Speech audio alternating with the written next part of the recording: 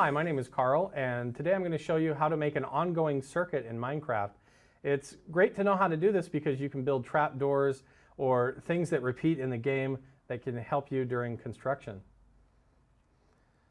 So what you're going to need in order to make an ongoing circuit is you're going to need redstone torches, and you're also going to need a redstone repeater that looks just like this. Now I've set this up here to demonstrate how the circuit is ongoing using sticky pistons.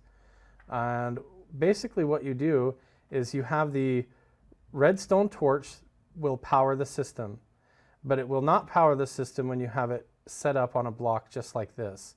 But if I connect the redstone to the front of the torch here on the ground, you can't place it on the ground directly in front, but move one block away, then it will activate this circuit.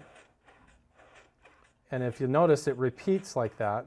So you can right click on this switch and make it go faster, a little bit slower, or as slow as you want it to go, like that.